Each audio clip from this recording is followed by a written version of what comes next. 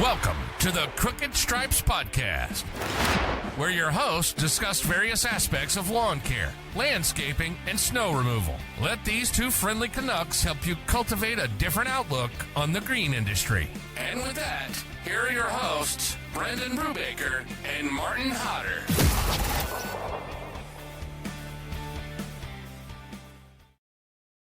All right, folks, we're back for another one. Martin, man, what's cracking today?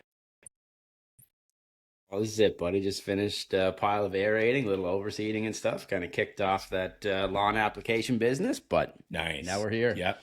Getting another one. Nice. Yeah, I seen you on the aerator and the spreader this morning. You're sending me some snaps, so that was good seeing you breaking those things out. Yeah, it's always good getting new toys, playing with that, and don't have to walk, so Yep. even better. Nice. So that's good. Well, guys, we got a really special guest on today. Martin and I love this guy. We've been watching and following him for a bit. Welcome to the show, Stefano Narducci. Thank you. Thank you so much for having me on, boys. I appreciate it. Yeah, it's great having you on. I listened to the snow jobs episode you had with those boys. I didn't even know your name before, and Martin said, check out Narducci's Snow Pod. And I listened to it, and I'm like, oh my gosh, you're just running a show up there in the Sioux. So Dude, we wanted to that get makes you me on. happy. Yeah, I loved it. So That's incredible. it got me thinking I should get into snow, but then it barely snowed here. So Yeah, definitely need the demand for it if you want to thrive, that's for sure. yeah, I know, right? So nice. Cool. Well, do you want to just touch on maybe how you started and kind of what attracted you to the industry and go as far as little as you want, man? Yeah, let's dive into it. Let's chop it up a All bit. right. So, young entrepreneur here in Sault Saint Marie, Ontario, currently 23 years of age. I decided to start my business at about 19 years old, just getting out of high school. Was kind of sick and tired of, working for other people, as we all are in this video call. And just decided to kind of start something that was right at my fingertips that I was able to do at that age right then and there. And decided to get my hands dirty and start with landscaping. So I asked my dad if I could borrow his tools that he had in the shed. He said, no problem. Let me start with, rake, his lawnmower, weed whacker. He had a hedge trimmer, you name it, some hand tools. And I basically made a logo online, popped it on Facebook, popped it on Kijiji, started to get some leads for some business. And there I was, off to the races. So that's a pretty dumbed down, simple way of explaining it. I could really go into context, but that's kind of how it started for me. I mean, what inspired me to do it? I read this book by Gary Vaynerchuk, and it really kind of like kickstarted me to want to do something for myself, just because this book was really all around the day and age we live in right now, utilizing social media as leverage to be able to start a business. I mean, look at what we're doing right now. This is kind of along the lines in a different way. And I just seen the opportunity. I was like, I could literally start a business tomorrow. I have some tools in front of me. I have a MacBook in front of me. Social media is free. I can make a page any day, anytime, and get in front of people's eyeballs absolutely free. So why don't I just start there? Let's try it out. And you know what? It worked. So It definitely I'd say it worked. as simple as that. I mean, I made it sound a lot easier than it Yeah, actually I was, know, but I'm gonna be honest. The startup was simple as could be, right? I mean, like I said, I was grateful to have some tools in my dad's shed that I could use. I could use his lawnmower, his weed whacker. I was grateful enough to be able to get that from him. And then it was really, really easy to make a logo. I mean, with today's technology, it was 5 years ago, but still it was like this to make a logo online with all those logo makers that use AI and whatever the case might be. And then, Facebook's free, Kijiji's free, Instagram's free, all that's free. So there's really no excuse, No, there really isn't. Not today anyways. Yeah. I'm really glad you brought up Kijiji, because that is kind of gone away now. If you've noticed, everything's shifted over to Marketplace, but I loved Kijiji back in the day. I'm going to tell you a little funny story, and this is why it's fun to chop it up. I only posted my ads on Kijiji for offering landscape services, because before I got into the business of landscaping, I used to flip stuff on Kijiji all the time. So I used to flip iPhones, a lot of PS4s, Xboxes, PS3s, whatever, electronics, if you will, TVs, all different types of cell phones. But iPhones was like the biggest one for me. And I don't know, I was just like, fuck it, let's put it on Kijiji. Yeah. Why not? Love it. It worked. No kidding. Well, especially when I was, I'm 14 years now, like 14 years doing it. It's like Kijiji was like huge back then. That's what everyone used, right? Now it's gone way down, but. Well, you know what? Don't say that. I just sold a truck on Kijiji. Nice. Literally 2 weeks ago. Yeah, literally Really? 2 weeks ago. I got another truck on Kijiji right now. Yeah, I sold a 2023 GMC Sierra 2500 4-door, regular box, just like a standard work truck, if you will, gasser. And I sold it on Kijiji within like 2 weeks. I got another one up there for sale right now. I think I honestly got more leads through Kijiji than I did through Facebook, which is odd because it doesn't usually work that way. Mm-hmm. Usually Marketplace, it's like Marketplace is like the holy grail now for selling shit. Right. It's awesome. Okay. yeah, it's pretty handy for sure. That's awesome. Yeah, I guess our American listeners might not know what Kijiji is. They're more Craigslist down there, but Yeah, very similar. It's the same thing. Same. Really, it's Yeah. the same thing. nice. That's awesome. Yeah. So with your first logo, was it still with like the same company name that you're running now, or did that change? The title was Northern Landscaping. So we still Okay. kept that Northern because we're from the north here in Sault Saint Marie, Ontario, really north of Ontario. We get a lot of snow.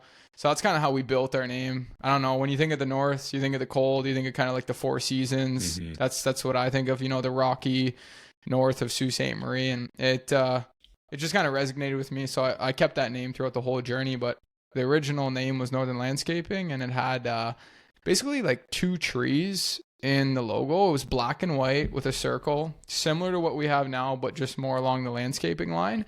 And I just made it on a logo maker online. I just literally typed in Northern Landscaping is my name for my business, and it pumped me out a logo that would match my name. It was hilarious. Like literally 10 minutes. Yeah. Like I said, no excuse. Yeah. No No excuse. excuse. Exactly. I love it.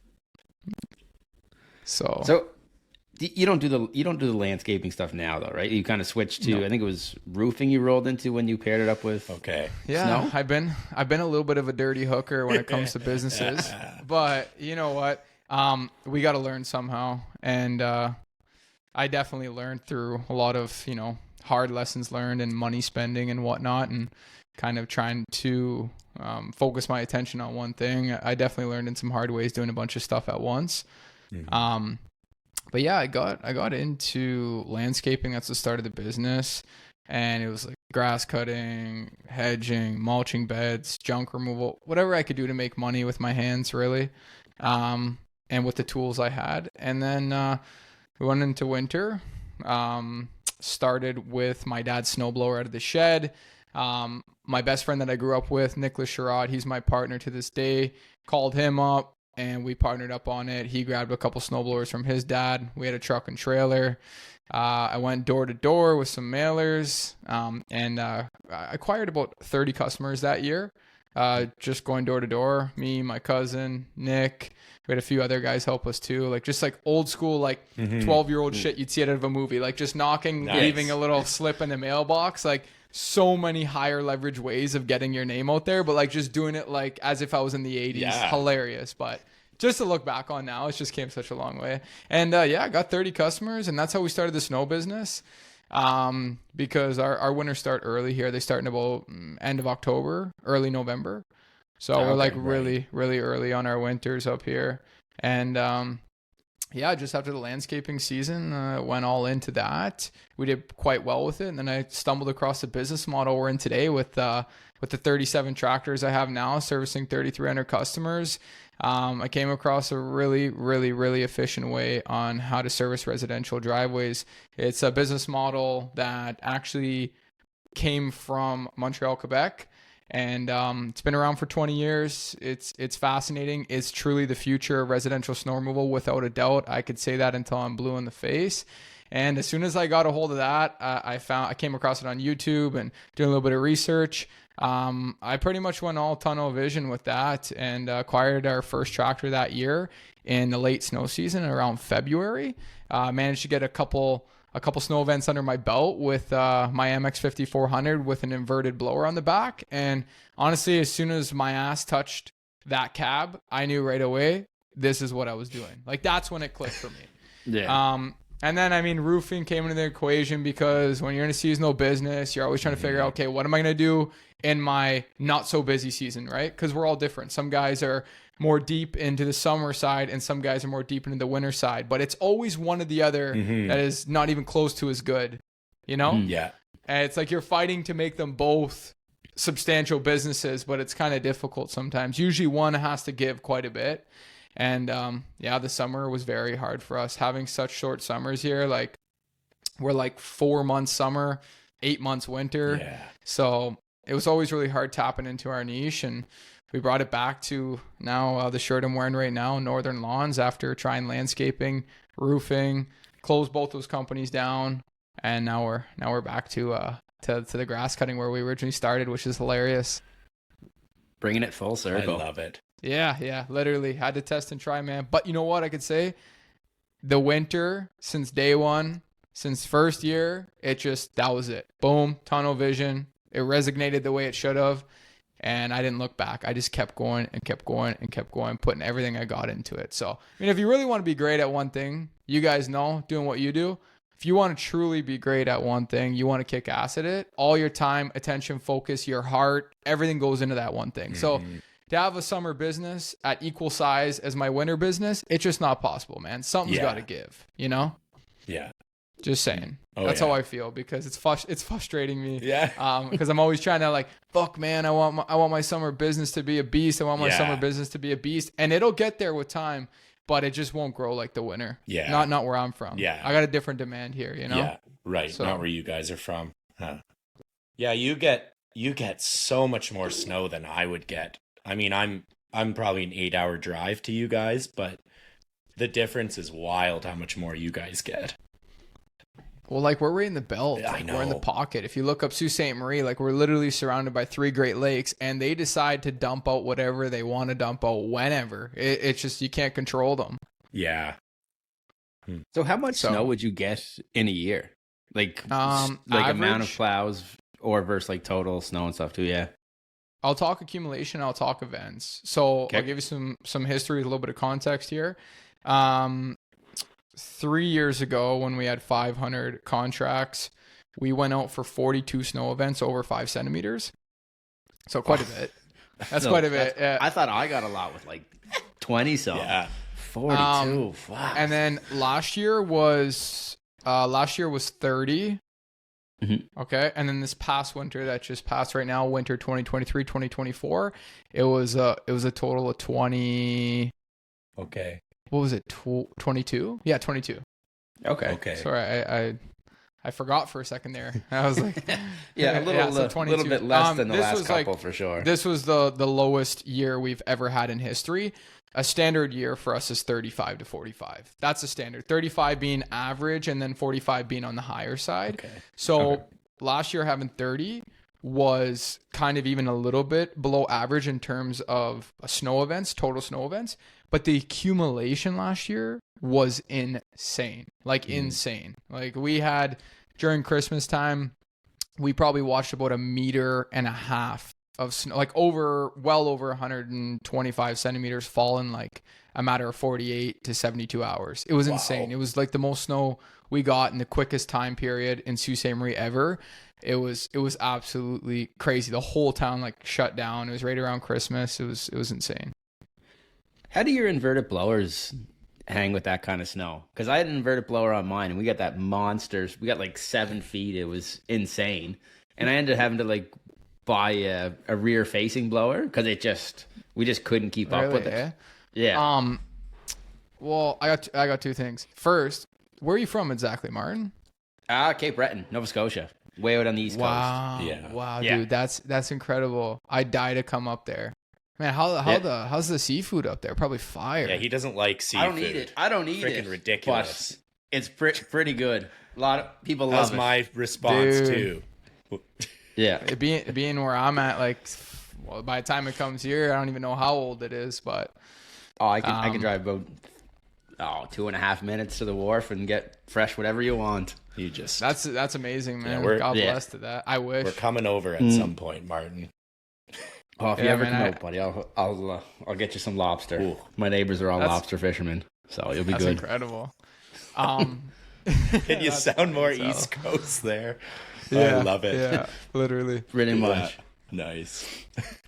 So, yeah, sorry to answer your question there. I had a two-part to that. First, I wanted to ask where you're from. Oh, you're talking about the inverted blower. Okay, so Yeah.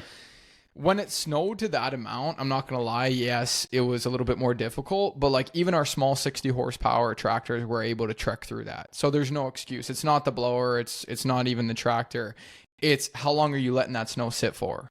Mhm. So we're pretty on top of it. Like we're quick. So, and we've gotten quicker every year. Even like this year, we're even quicker than we were last year. So, I mean, honestly, it's not a struggle for those blowers at all. Like at all. I mean, I think it's just a crock of shit when people say, well, good luck using those blowers on a heavy snowfall. It's like, man, you probably let it sit for 24 hours. That's why you can barely blow it. Like we're on it quick. So Yeah. like, Okay. we'll, So yeah. it's got the same idea with our regular customers. It was fine because like we were going kind of constantly with it, but it was Yeah. all these people. Like we were snow blowing for. Yeah. I think after the storm, I think we were out for like 16 days, just digging people out with blowers. Oh yeah, you just had a snowfall of 150 centimeters out there, eh? In like less than 24 hours, and then we okay, got so that's then we got another insane. 60 centimeters on top of it 2 days later, and then another 30, Wow. and then another 15. So we had like 215 centimeters in like 7 Dude. days. Dude, So I that watched was it. yeah, it was wild.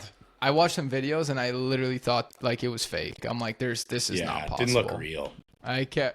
No, I it can didn't tell look you, real. it was very real. know. It was So- mayhem.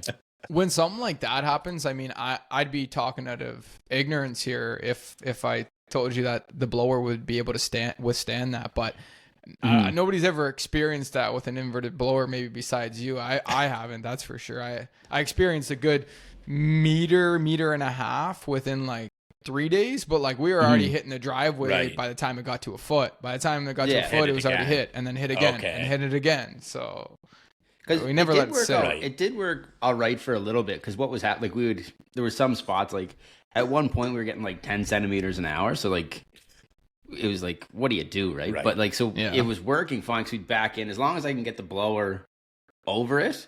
I just back in, drop it like 2 feet, drive ahead, and it would like pull it out. But it definitely make for a long few days if you only had that. Right? The trick with inverted blowers is they can't stop blowing. Like they Yeah. always got to be blowing. It's the same thing kind of with conventional blowers that are, face the other way around. Like put it this way, you're not going to back into a driveway with a regular conventional blower and just push it. It's kind of Yeah. the same thing with Okay. dragging when you have an inverted blower. Like you could drag, don't get me wrong. We drag in between houses all the time. We buy our blowers with fixed wings on the side so we have that extra room to drag. But it's the same idea. Like if you have a snowblower is meant to always constantly be blowing. Right. It's not meant to drag or pull or push. It's meant to blow all the time. That's how you get the best scrape. It's how you avoid problems, clogging, headaches, you name it. Okay. That's how you deliver the best service. You always got to be blowing. And that's something we've been trying to train our guys more and more and more on. Even when they're in between two houses, those inverted blowers, when you tuck them in inside, they could almost recycle the snow inside the blower if you Right. put Yeah. the chute down back into the auger. And we're really trying to train people more and more because it's just more efficient. It's better for the equipment, better for the driveway scrape, better for everything. Okay. And you run the Cyclones, right? Yes. Run the Yeah, Cyclones and Normans. I'm really looking to score a brand deal these days, so I might jump again. Nice. Just because like I've really worked my ass off scaling this business, and I try to give business to the companies that kind of want to, be a little bit more inclusive. So for example, Kubota, Kubota heard we were doing this big deal. I kept poking the bear, and then next thing you know, they brought me down to their factory. They brought me for lunch. They keep in touch with me all the time. They send me free gear.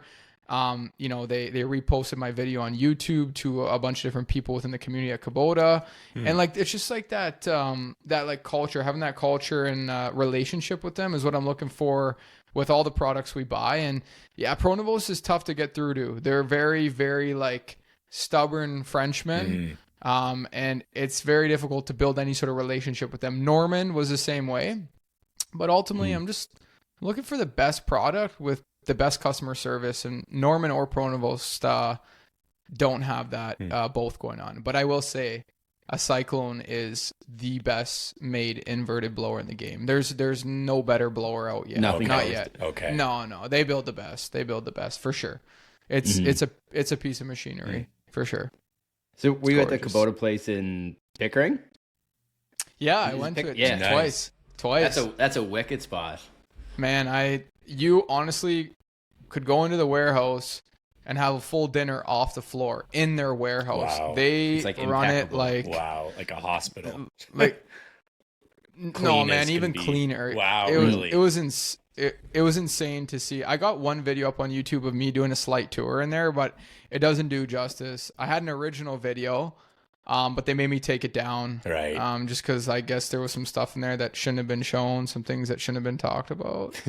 But yeah, honestly, guys, remarkable. Like, just insane to see.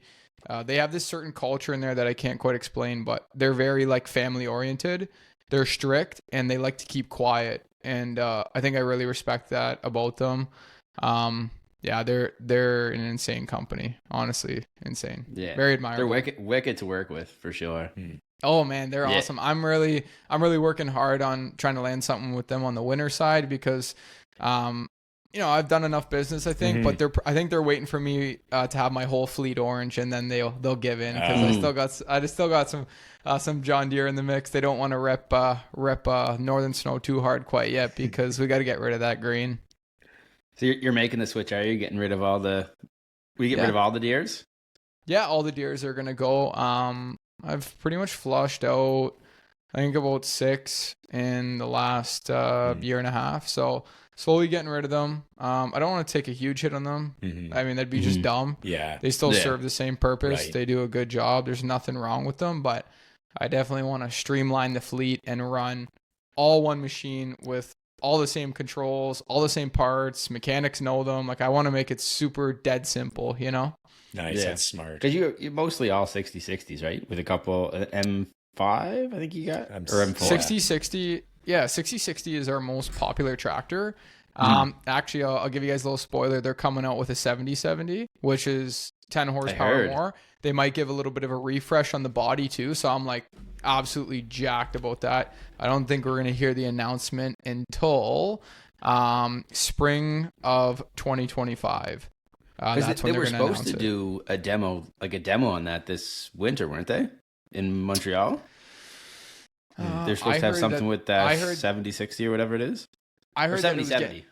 Yeah, the 70/70. I heard it was getting demoed this late fall. It's going to be getting demoed, and then it'll be for release like early next winter, kind of springtime, to get your orders in before the following winter. But the thing that I appreciate about Kubota so much is they're listening to the residential snow guys and commercial snow guys.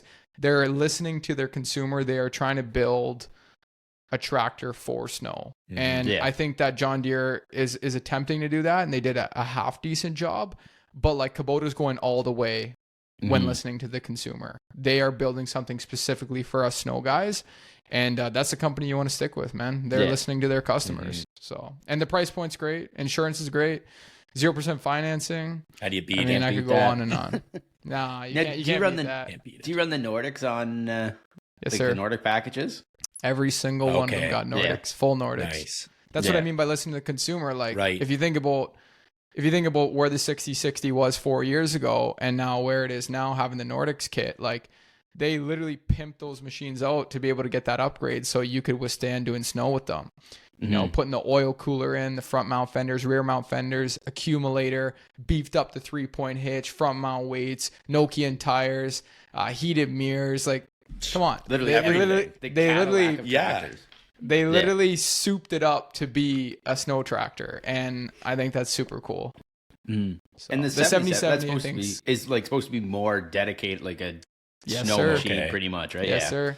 From the leaks, this is so anybody listening to the podcast, this is explicit right here. So you got to tune in for this. Heard it here first. So, new Kubota's 7070 dropping. There we go. I don't know exact dates. I'm talking out of my ass, but they just told me roughly dates, and it's going to be late this year for the announcement, and then launch will be 2025. But I'll be definitely getting my hands on those right away for sure. Yeah. Now, how do you like the M? You have an M5? Yeah, so that was the original question, and then we went off into a rabbit hole there. Yeah, so we got a majority L6060s with Pronovo Cyclones on the back. Great combo, awesome setup, love it to death. And then we got some John Deere 4066Rs in the mix, direct competitor tractor, and then some M5 111s, so 111 horsepower, 5 Series Kubota. And then we got some John Deere 6110Ms, which is a little bit bigger than a 5 Series, but still packs the same horsepower under the hood. Bigger chassis, just a little bit of a bigger tractor, more of an agricultural tractor, if you will. Okay. So that's what we're running in the fleet right now. But I'm trying to dumb it down to 6060s and M5 111s. But I don't know, like I like the M5 111s. I do. They're a great machine, very nimble, super compact, tons of power for such a small machine. I just don't like the transmission in them. That's all. But if you keep them with warranty, and when the warranty's up, you sell them, you'll be okay. Yeah. So do you stick with the 6060s for like the hydrostatic and just kind of general? Yes. Yeah. Yes. Man, you can put a monkey in them. For blown. Yeah. Yeah. Pretty much. Makes it pretty simple.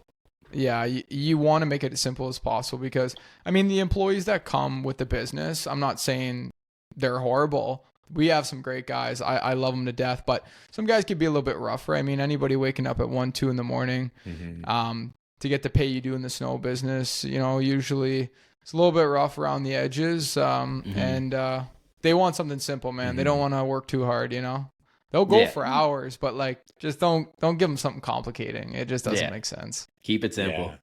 Yeah. Keep it stupid simple for sure, man. Yeah, absolutely. Nice. So how many driveways are you at now, do you think? 3,300 right now. And okay. Holy jeez, that's wild. It's like, I know, like people say it's wild, but I'm like, it doesn't seem that bad to you? Okay. 2000 seemed more crazy to me. I don't know why. I think it was the jump in scale and then like the snow accumulation. I think that's what kind of did me in more. Plus being, I don't know, just so like I was experienced, but not that experienced. So you guys got to remember, I went from 500 to 2000. Okay. That's a 4 times growth. So it was like a few times it felt like everything was definitely crashing and burning.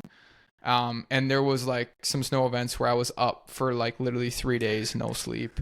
And like, that's just hard on the body, hard on the brain. With all those personal guarantees and stuff like that going on, when you're up for that many days and shit's hitting the fan, you think about some scary things for sure. No doubt.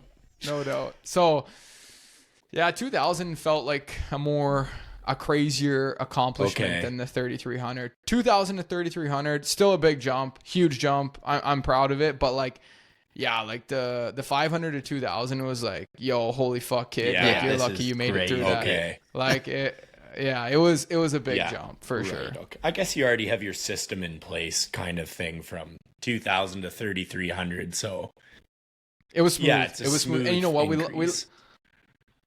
We lucked out with the light year. I could sit here and say that if we would have got some more snow, I would have had a little bit more of a difficult time. I wouldn't have said it was that easy. But we were just all over it this year. We were out there just doing hot laps. Nice. Literally hot laps. Every time we went out, we just got quicker.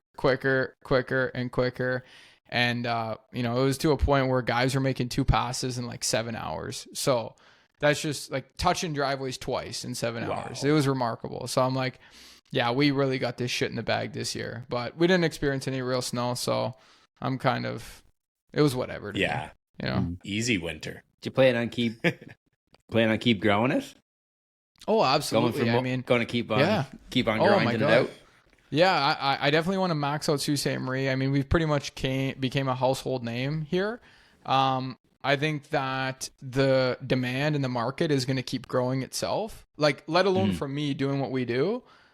I think just the market's going to keep growing because the elderly population in Ontario and Canada, North America wide, this is a very big growing market, residential snow. Grass cutting too, lawn, anything to do with lawns too, landscaping, that's a growing market as well.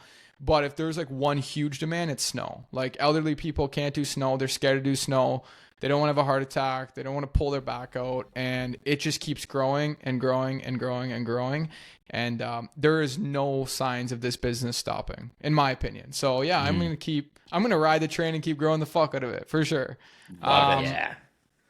Yeah. So Sault Ste. Marie, I'd like to be not tapped out, but I'd like to fulfill 5,000 contracts here in the next couple of years. That'd be like a good sweet spot. We'd be servicing, I think at that point, if we did 5,000, we'd be servicing 1 in 5 homeowners in Sault Ste. Marie. That's wild. We're pretty close right now. Right now we're almost 2 in 10. Okay. So for every 10 homeowners, we're servicing every 2 every driveways per 10. Yeah. Wow. Yeah. Okay. We're actually 1.5, 1 point something. But I'll say we're 2 because by this year we'll probably be 2. So yeah, man, if we could do even a little bit over 1 in every 5, that would be remarkable. Okay. That'd be pretty good. Impressive as fuck. What's the competition like up there? I just have no idea. Like, is someone doing the same thing you are, or are they old school in it? There's another company that does about 300 driveways with the same idea we got going on. I could say they're competition, but we're just we're in different playing fields. Yeah, exactly. You know what I'm saying? So he provides great service. He's a remarkable business owner, but I'm young, I'm aggressive. I got no strings attached. I don't got a family. I don't got any of that going on. So I could really be out here playing the game, if you know what I mean. And he's in a different boat. He owns multiple different businesses. He'll be successful in the space. I think he's going to continue to keep growing it. But he's just I'm in NHL and he's in OHL, it's just different leagues. The level of service we're providing, the amount of money we pump into the business, the stuff we do for our customers, just the level of service and support, man, the branding, you stack up all those things and it's just, we're in a different league. That's how I put it. Yep. In a league of your own out there. Literally. Yeah, pretty much. One of 0. Yeah. So impressive. I love it. Yeah. That's great. Well, do you want to touch on, I know you haven't got into the lawns much, but I thought it was sweet that you're getting into the lawns. I seen you got some ramp racks and some Toro stand-ons. Do you want to talk about, I don't know, your experience of getting back into the landscaping and lawns? Well, I'll tell you why I decided to do that. So basically what ended up happening was, I had a lot of customers who were always constantly asking us hey, I wish you guys did grass cutting. I wish you guys had summer services. And I've seen that kind of an advantage for competition, take people full year round. And with the aging population that we have here in Sault Ste. Marie, I'm I think a lot of homeowners are just going to want to stick with one company. And roofing wasn't in the same business as what we're doing. Roofing's a one-time service, a one-time commitment, a one-time big price you pay. And then you probably will never see that business ever again. Because if you do, they did a shit job. I mean, let's be real. You're calling a roofing company, put a new roof on your house. If you have to call them again, they fucked it. Yeah. Probably. Yeah. Or they made a mess. 25 years? Yeah, exactly. That's not not a good good return 20, rate. 25 years out of your roof. That company probably won't be in business again when you call, usually. And it just didn't fit our model. We're out here. We're offering a reoccurring service. We have customers come on with us for the first year. They absolutely love our service. And then they buy into us year after year after year after year. Well, I was looking at our snow business and how successful it was in that essence. I'm what the fuck did we do wrong in the summer? What are we doing, boys? We're selling roofs, but yet we do snow. It's under the home service roof. We're offering a home service solution for people at Sault Ste. Marie, but it just didn't make sense. It didn't jive with the snow business at all. So I was you know what? We got to hop on to something very similar. The payment structure has got to be similar. The business has got to be similar. I want it to be as identical as possible because we're 8 months snow 4 months lawns over here, if you will. We're not going to put our whole heart into this. We're not going to put a huge commitment into it. We're going to just kind of do something to keep the lights on, keep customers happy, bring in a small profit, keep the salary guys busy, and then just put our heart, time, soul, effort, everything into the winter. And just, turf, lawns just seemed like the best fit for us. So here we are, same model. You pay your monthly price or you pay your contract in full. We have a reoccurring service, weekly or bi-weekly. It's a commitment for the whole season, and you literally just kick your feet up, relax, go have a beer at camp, go fishing. Don't worry about your grass. We got it covered. Now, I might string on some other services in the future, some simple services like, let's say maybe we'll get into weed spraying, fertilizing, maybe some overseeding, aerating, stuff like that. Like that's a potential thing we might do. Stack a few of those dead simple services on, but I don't know yet. We'll see. I really just would like to just scale the grass cutting, get really, really dense routes. And if you really think about it, it's very similar to the snow. You have a tractor going around tractors could do 100 houses in 4 hours. I know grass cutting is more labor intensive, so it's different. But you have the same idea. You have a truck fully loaded with the equipment. It's almost like your tractor en route. That's how I think of it. You have your men in there and you go pound 30, 40 lawns in, an 8-hour day. It's a similar business model. The software could be used the same. The customers are the same. The employees are the same. Everything's the same. Roofing was like a whole different ball game. It didn't make sense. It was like, trying to own a restaurant and like a golf course. Like it's just two different businesses, man. It just didn't go together well.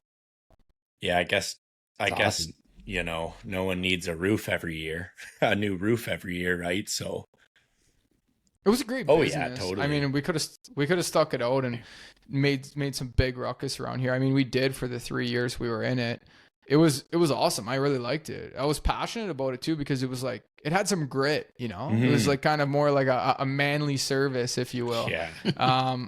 And the guys who came with it banged. Like they banged, man. They were like they were tough motherfuckers for sure. Those roofing guys are nuts. They don't mess around. They're wild, man. Yeah, they're crazy. No, they don't. They don't. Great guys. We had some good guys, honestly. We didn't have any boys that were rough in the regard of like doing drugs and drinking and stuff like that. We had some pretty straight shooters that just wanted to work hard and make money, and we paid them well. So it was a fun business. Honestly, it was cool. I enjoyed it. Nice. I know you mentioned the weed spraying. I think that would be a huge thing to mix in there with your customer base. One guy can do it's so profitable, and one guy can do so many spots in a day. I'm like 100% convinced on doing it next year, but I just wanted, like, going into this new endeavor, I didn't kind of want to overdo it. I definitely bought a little bit more lawn equipment than I thought I would need, but I did that with the intent of being like, man, I got a customer list of 3,300. I'm not all going to want grass cutting, but at least like 10 to 20% of them are going to want it. I rather buy the equipment, be prepared to take the bandwidth of work on instead of, only having a couple mowers and then losing out on all that business. Right. So sadly, I'm not going to have it all fulfilled this year, but next year and the year after, I'll have most of the equipment fulfilled, but I'm going to get into weed spraying for sure. It's so stupid simple. Yeah, it is. Yeah. It's, you get, like I said, 10% of that, 33 or 330 customers. That's a pile of money. Fuck yeah. Oh, yeah. Love hearing it. Yeah. That's awesome. But so it's definitely in the wheelhouse of things possibly to do next year. I know you have to get some sort of certificate or license to spray. And then I think the biggest thing for me is hunting down the best product, because I don't want no garbage that's not going to show results. Like, I don't want to be known for that. I don't want my name tied in with that. We're known as a very service quality company that provides, like, top tier service. And I just don't want to be known for the company that comes, like the Weed Man, for example. How many times that people get the Weed Man to come by their house and like nothing changes, man. Like, you're gonna gotta do like 20 applications for yourself to see a little bit of change. And you know what? It probably wasn't even the chemicals they sprayed. It was the fucking you watering your grass, for Christ's sakes. You know what I mean? Yeah. Oh yeah. So it's just, I wanna have a product, if I get into that business, that actually shows results. And I know that's difficult in Canada. So I need to do some research, meet some people, Yeah. do some hunting. I know there's a guy in Quebec that's very successful with it. He does like 10,000 lawns and just does that. Yeah. Yeah. Oh, those guys are nuts. I don't know like who he is firsthand, but one of my buddies was going to introduce me. It was Ted from Summit Lawns, and he knows of him, so maybe I could get in contact. But end of the day, I just want good product if I'm going to get in that business. I don't want to be spraying no bullshit. Yeah, you don't want to ruin your name that you made and everything else with shit weed killer. Yeah, exactly. But yeah, no, I've heard from a lot of people that if you could do those quick little easy services, I mean, it goes hand in hand with the lawns. It's not basically a whole separate business, so I don't mind. And you could just tack it on their package and their contract for the year, which would be nice. And yeah, I don't see why not. We'll probably end up flying with it. I could see it happening next year for sure. Sweet. I definitely want to make more revenue in the summer because it's just like our summer gigs just tiny compared to winter. So definitely I'll probably end up doing that. Now, I know you mentioned salary guys, so you keep guys on all year round, do you? Yeah, so right now, for my salary boys, we have 2 shop guys. One's a manager, one's just basically a helping hand, maintenance mechanic, if you will.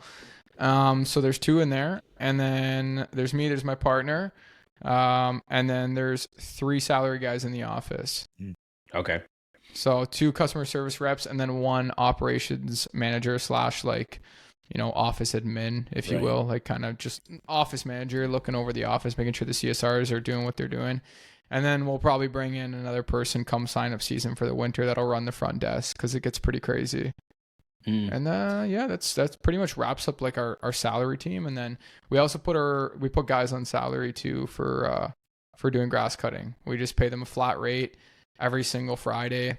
Here's your routes. You have to get your routes done. Like, this is your obligation. So if you get rained out 2-3 days, I don't care. You're coming in on Saturday, Sunday. They need to get done by end of week.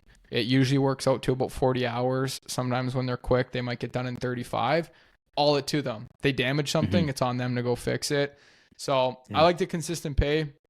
My employees like the consistent pay. They don't like the Mickey Mouse up and down kind of pay. They have families. They want it to be consistent. So operators out in the field for the winter, we do the same thing. You get paid every single Friday, snow or no snow. Grass cutting, you get paid every single Friday, no matter what.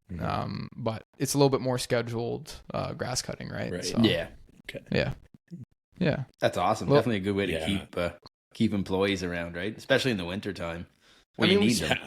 Exactly. So that's the thing, right? Like, fuck, man, we could honestly just do nothing in the summer because the winter business is good enough for us to survive, but we wouldn't be able to hold on to those salary employees, those key players. Like, I wouldn't be able to have 3 guys in the office and 2 guys in the shop, dishing out over $250,000 in salaries for them to do nothing for 4 months.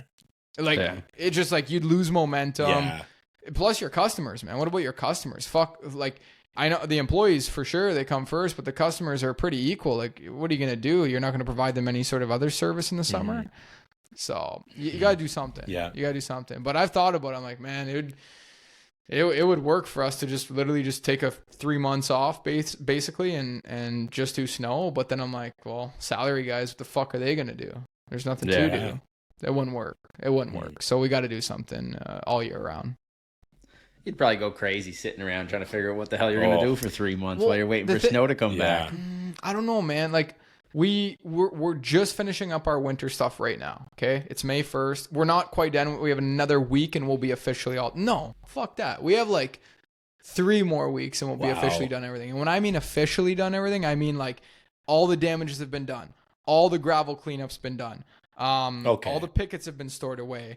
All the tractors have been fully maintenance ready to go for the summer to sit there. All of them have been crowned, undercoated, sprayed, washed inside and out, filters, you name it. Just a full maintenance checklist. We're about 3 weeks away from being completely done that. So let me just add it up for you guys quick because it's pretty simple. We'll be done almost by June 1, all the snow stuff completely. And that's off a light winter, okay? Because now we're bigger, right? We start renewals August 1st. So what do you technically have off? It's June, July. Yeah. Done. Yeah. So, Wow. and then we're right back to renewals. August is crazy for us. It's like a war room in our office because everybody wants to take advantage of the early season sign up promotion. Right. And Okay. everybody goes crazy. So, man, August we're back in it.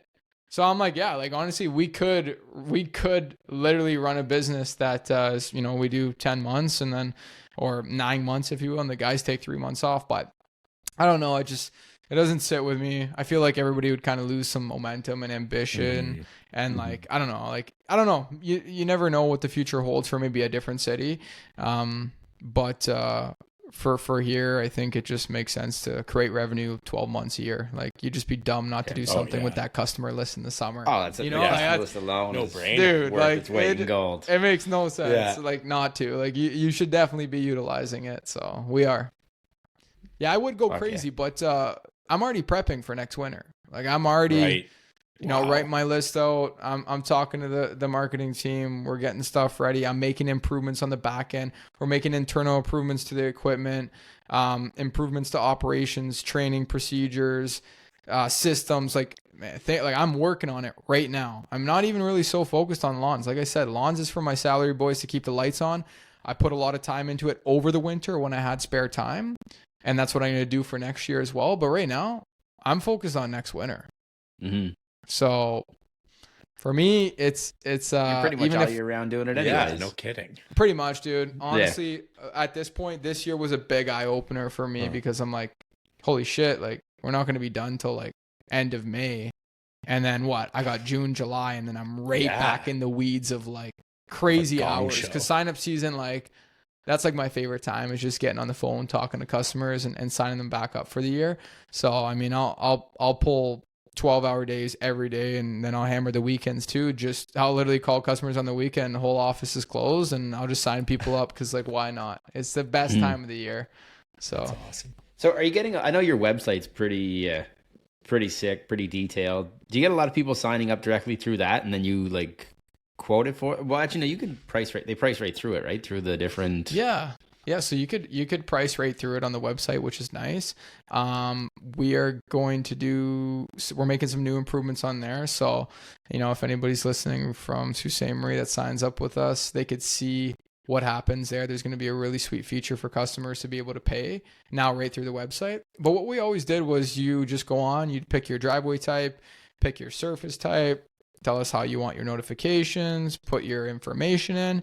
We'd get it on our end. Once we get it on our end, we'd plug it into our software. Once we plug it into our software, we'd then send you the quote. And then the quote, you're able to accept the contract right through the quote or pay right there. You could do either one or both. And then that's it. Customers sign up. They literally, as soon as they pay, they go active in our system. They appear on the map, and then we route them in. Away you go. They could even, punch in their phone number if they want text message alerts or phone call alerts when they receive that email to sign up, and away they go. It's pretty simple, pretty easy for sure. Yeah, definitely pretty Yeah, efficient. it's slick. Takes a lot of bullshit out of it. Oh man, it's like to take in that volume. We're just trying to make it easier and easier, not only for the office but for the customers. Like I just want it to be like stupid simple. So that's why we're making some improvements to the website to have customers to be able to just pay right on there.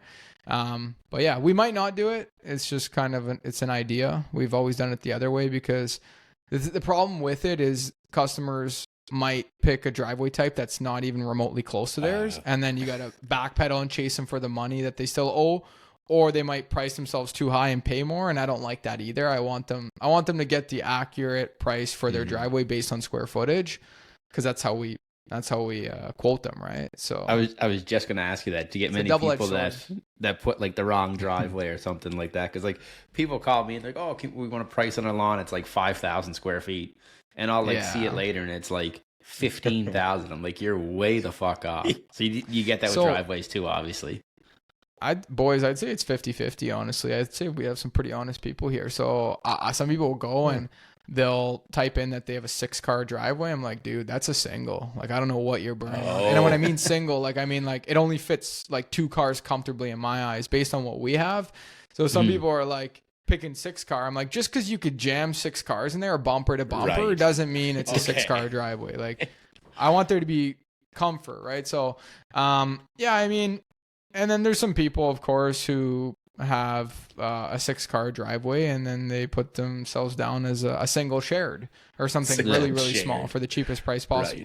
Right. The cheapest price possible, right? So, I mean, it all depends, but like I said, it's a double-edged sword. So the online payment process for us through the website is something in the works, but I don't know. We'll see. It like I said, it could really be a double-edged sword. I don't really want customers to have the headache of going through the website, sending us the email, then we have to put in our system and then reply back to them. I want them to be able to just pay right on the spot. Like I want there to be speed there. But with speed, there's a caveat to it. Yeah. You run the risk of losing out on, $100,000, let's say, if there's a couple thousand customers or 1,500 customers who underprice their driveway and you just never decide to chase them for the money because you're like, well, fuck, that's what they picked. It is what it is. I'm not going to invoice them for $100 because they picked the wrong driveway. That's where it becomes a bitch. Yeah. So, yeah, okay. Hey, I'm sorry. I probably swore a lot on this podcast, but fuck it. That's what this is all about. Okay. Yeah, we're not. Now, are you trying to set up your lawn stuff the same way with that? Or are you like pricing that by square foot, or how you doing? Same software, same square footage idea. Okay. Yeah. So for the snow side, we just, we have our polygon lines on our geocoding system on our software. We mark the driveway, gives us the square footage, boom. And then the lawn, same thing. We mark out all the grass, gives us the square footage, boom. We have our spreadsheet with our prices based on the square footage. And then away we go. We give them their price that way. So. Yeah, so you're able to price everything right from like your office. You're not out looking at... No, all these we have in-persons when Google Maps shits the bed, which I think that Google Maps, like if they could get on a system of kind of updating every year, it would help guys like us a lot. But I mean, what the fuck do they care? It sucks sometimes because we're like going to look at in-persons. I would say almost daily. Like there's basically one guy like dedicated to that from the lawn side, and then the snow side's nuts. Like every day there's a guy going to do in-persons because Google Maps, like there's a lot of trees where we're from and you're like, fuck, I can't make out the driveway, or there's a rural driveway that's just like super long and windy and you're like, fuck, this is like, it's just not going to work on the Google Maps, Okay. So that's cool. Well, at least you can do it, most of it, a chunk of it anyways, from the office instead of having to fuck around and drive all day. And yeah, that's a win. Yeah. Save a little time anyways. Yeah, right? Yeah. Nice. I've noticed you've been putting some time into your YouTube channel and it's been looking really good, and you've been cranking out some good TikToks too. And I know we were chatting a bit. Yeah, thank you so much. Yeah. Can you maybe touch on a little of that? Kind of what you're getting into there? Yeah, absolutely. Yeah. This is a huge new passion of mine. Equally has my heart just as much as the snow business. But the thing that's great about it is I get a kind of a 2-for-1. I'm really passionate about making content. It's super fun. I enjoy it. I meet great people like you guys.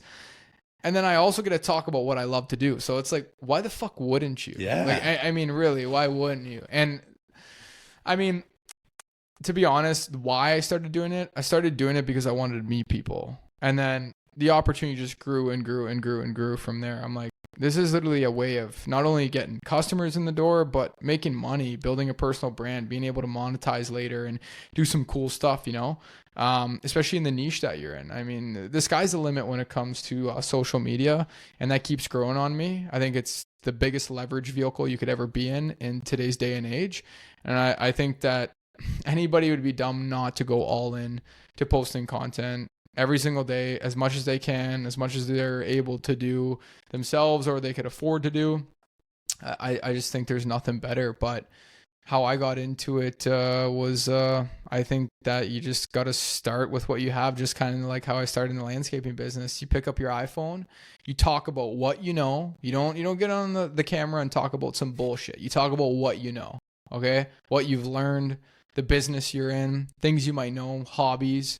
Get on the camera, talk about what you know, and then let it just kind of snowball from there. Nice. And it's been fun. But if you're asking like strategy behind it, I mean, it started with one post every 2 weeks, and then it started with like one post a week, long form kind of, and then it was like okay, I want this to I want to treat this like a business. I want this to grow. I want to put more effort into it.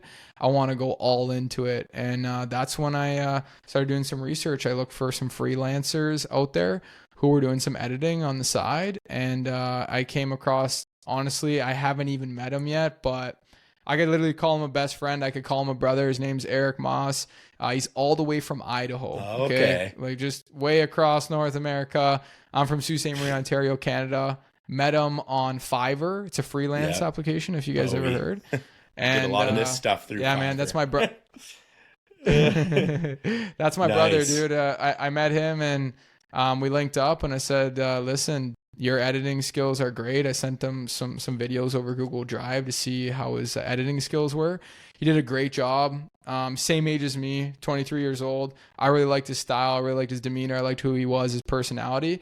And then we just clicked off, and now pretty much he does do his own thing, but he works quite full time with me. And he does all my stuff for me. So pay him every month. And we get it done. He pumps out 1 to 2 long forms per week and 1 short form every day.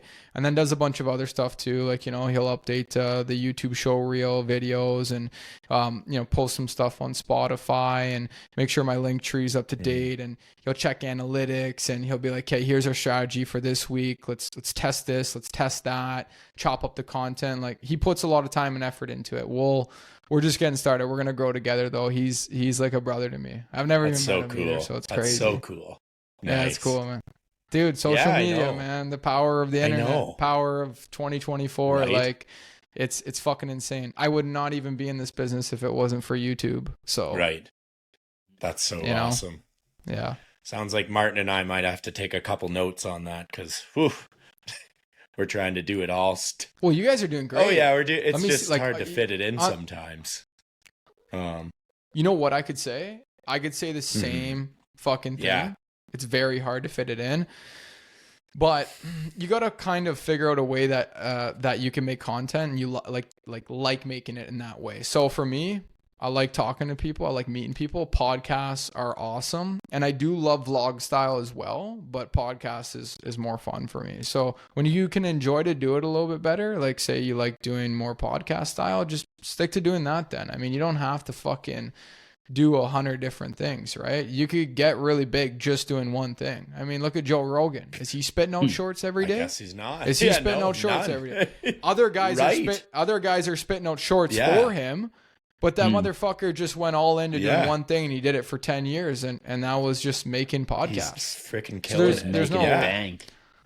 There's really no excuse. Like, I mean, yeah, I like to diversify a bit because I'm not too scared.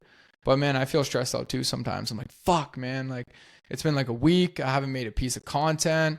I'm like talking to Eric. We're doing our weekly meeting. I'm like, bro, what the fuck do I do? Yeah. Like, I'm kind of in a slump right now. And I'm like DMing people to try to get podcasts lined up, because I think it's like just the all-in-one action pack. You could get a long form YouTube video.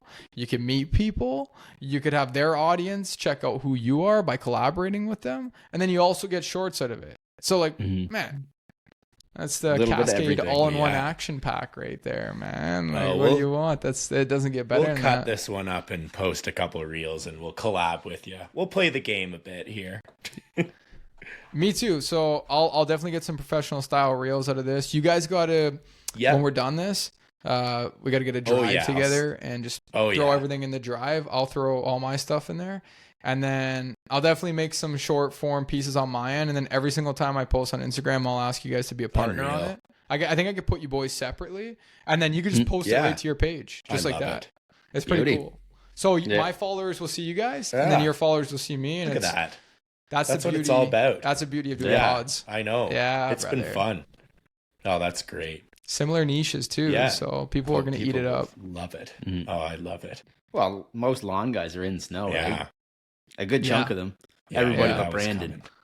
So let me ask you boys a question. So, Stripe Life, Canada. Okay. That is like, explain to me that. Is that a business, or is that the podcast? What's that all about? Or like, so I'll tell the whole thing. So my business is called Brubaker Horse Landscape. And I went down to the Equip show. Martin and I went down last year in Kentucky. And I met Ken, Stripe Life USA Ken. Do you follow that page? So, Stripe Life USA, there's the Stripe Life USA page. So then I which one has like 60K on it? 55K, 60K on they it? Was both it that one? do. His has 63 or so K too. Mine's oh man, I'm following Stripe Life you're Canada, following not mine. USA. Yeah, you got to follow his Yeah, too. yeah. Yeah, I didn't know there was such thing. I know. Yeah. So Ken's been doing. Ken's kind of a solo guy. He probably does 8 to 10 places every week, but he goes hard on.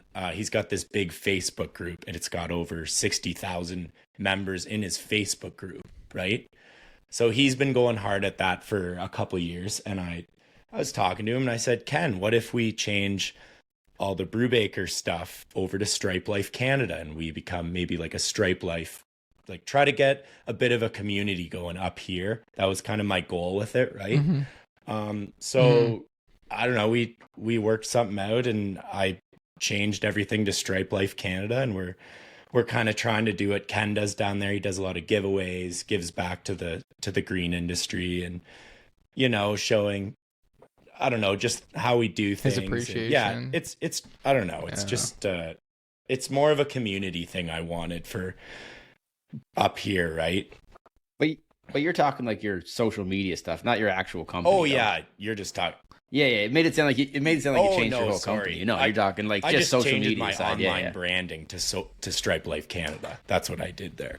Okay, but your actual business it's your last name essentially, I have a right? partner as well, so it's my last name and his last name, and like I'm from Elmira, very big Mennonite community, and like my background is Mennonite, so is Tyler's. So Brubaker, Really? Brubaker and Horst have a lot of pull in this area.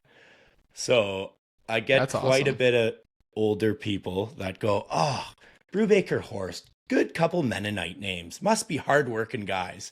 And we are, but so no, that's what we got going on over here. That's Yeah, incredible, so man. it's been really that's, fun. That's fascinating. I know it's been fun. So also. Stripe Life Canada was pretty much just like a social media platform for a community to talk about the grass cutting business. That's exactly it.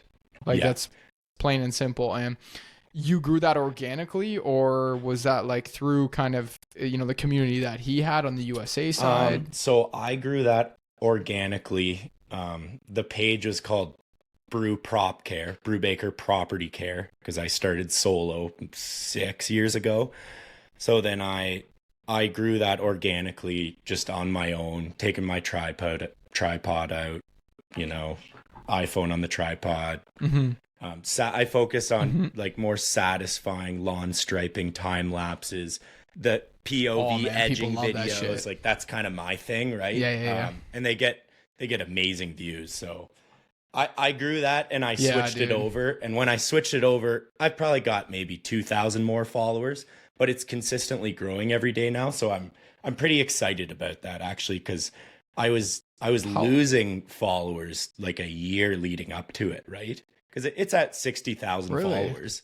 Yeah, on Instagram. So I find you got to be consistent with Instagram or you do start losing followers. Yeah. So. Oh, yeah.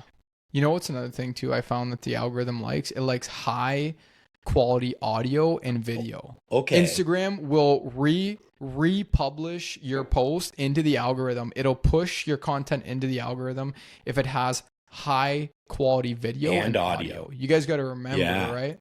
Not saying that you guys don't know, but like for me, it was a reminder. Instagram, and my editor pointed this out to me. He's like, man, Instagram was founded on high quality pictures. That's what Instagram was known for. Yeah. You went to Instagram to see nice, high quality pictures when it came out 10 years ago, or, people posting about their whatever with a caption, but like, it's always been more of a premium high quality platform. So they want to keep it that way. There's definitely some less high quality stuff that goes viral. Definitely. But I think sometimes that stuff does better on TikTok. I think Instagram still likes posts. If you put posts out, it'll boost it in the algorithm. So I played with that, and it does like some high quality pictures, 4K pictures. And then if you could do some nice 4K videos and some good audio with, you know, like a DJI mic or what we're doing right now, anything high quality Instagram kind of feeds off of. Because as soon as I changed my content from using like, you know, my GoPro with like a shitty mic to like amplifying it using like a Pocket 3 at 4K 120 frames per second with a nice mic, like instantly I watch Instagram start growing. Now it could have just been like luck, right timing, but like I don't know, I think my boy Eric made a solid point. He's like, man, Instagram just wants high quality content. That's the platform. That's what it was built off of. Where TikTok, I was already blowing up on. Off these shitty low quality videos I was posting. Not shitty videos, but like low quality. Audio was torn up. Wasn't really the nice frame for the video, and like I was getting views like no tomorrow. I had shit blowing up on TikTok, and my Instagram was weak as hell, and I'm like, dude, like what am I doing wrong here? And he's like, we got to make a pivot. You got to put higher quality stuff out. Like you got to invest into a little bit better gear. You got to just put a little bit more of an effort in to try and get some high quality content out. And ever since I've done that, I've grown the page like 1,500 followers, I'd say, in the last like couple months. Ever since I've done that, so it's going good. It's on a slow burn, but it's Instagram's definitely difficult to grow on. It's challenging, big time. It is legit. That's why it's legit. Right. It's fucking legit. It's legit. It's legit as hell, and it's a premium platform. Like it's not a Facebook. It's not a TikTok. Like it wants to shine out from the rest. It's fucking legit. You got like. Okay, put it this way. When you look at somebody kind of with like status or with like a really big business that's going on, you always go to Instagram. Like that's kind of like good point. That's the stamp of approval. That's the legit. True. Like that's the legitness right there. Yeah. So when I'm like, oh man, I want to check out this business, you know, how really big are they? And then you go on Instagram, they got 100K with a blue stamp. You're like, damn, legit. That's a business. You know, they're right. Legit. So that's jokes. I mean, people could buy followers and do all that bullshit too, but you kind of know. You go look at their likes, you go look at their comments. As soon as you see how many comments they get and likes, you'll know if they got real followers or not. I know, you can tell pretty quickly. Yeah, you could tell. There's lots of them. Yeah, there's tons, but we know that. Instagram is a very rewarding platform. My favorite platform, though, through and through, YouTube. I absolutely love YouTube. I love making long form content. I love the thrifty thumbnails. Their YouTube studio, super, super nice. It's linked up with Google. So I'm a big fan of Google. And I just like, I love the opportunity over on YouTube. They just do some cool stuff. Like, you know, when you reach 100K, you get the plaque, the silver plaque. When you reach 1 million, you get the gold plaque. And I think the next one after that's 10 million, you get like, or 100 million or something, you get this crazy, crazy plaque. But anyways, just, you know, stuff like that. And man, YouTube's the GOAT. YouTube's the GOAT. It is. Of all platforms, like you can't, like that's the GOAT right there, man. YouTube, I even use heavy every day to watch other people's content. I'm a big long form guy. Long form's not going anywhere. Long form is here to stay. And I think that it's the best content you can make is long form, in my opinion. Shorts will blow you up. They'll get you recognized. Great funnel to get recognized. Great funnel. But you got to be posting. The long stuff seems to capture people and keep them following you, right? Like they keep. That's how you build an audience. Like an authentic audience. I agree. Yes. They love it. Oh, I'm going to go back to, you mentioned that Gary V book. What book was it? Crushing It? It was called Crushing It. The yellow book. I read that too. That's so funny. The yellow book. And that was like back in, I think he made that book in 2017, 2018. And I read it in like 2019. Same here. And he was like basically just expressing, guys, wake the fuck up. Yeah. Like it's never been easier to start a business. I don't want to hear your bullshit. So it was just like such a slap in the face. I'm like, man, what the fuck am I doing right now? Like I got Instagram at my fingertips. I got a brand new iPhone in my hand. I got a MacBook in front of my face. I got a vehicle. My dad's got some tools that I could use. Like there's just no excuse. I'm getting down to it. And that was it. He pushed me over the edge to make that jump was Gary Vee for sure. I totally agree. I was doing, 3 or 4 Insta Reels, TikToks when I was really pushing it. And I totally got all of that from Gary's book, right? So amazing. Yeah. That's pretty cool. Yeah, I know content, man. It's just all about consistency, but there's definitely strategy behind it. Like kind of like how we made the pivot on Instagram because like we weren't growing on Instagram, and it's the same thing on other platforms as well. Like I don't know, man. You got to be relentless with it, and you got to be consistent. And I think if you're consistent for long enough, you'll grow. Period, because you're going to learn along the way. But there's strategy behind it. You definitely got to make pivots now and again. You got to do things differently. You got to take different style content. You got to switch it up a bit here and there. So, nice. But you want to stay authentic. Like you want to be known as Stripe Life Canada. You best be putting out videos of fucking stripes for life. I know. You're right. Forever. Oh, I know. Yeah. So it's like it's so funny. It's like if I want to be in the snow business and be known as this big face in the residential snow removal industry, I best be posting videos about snow quite often. I know. Right?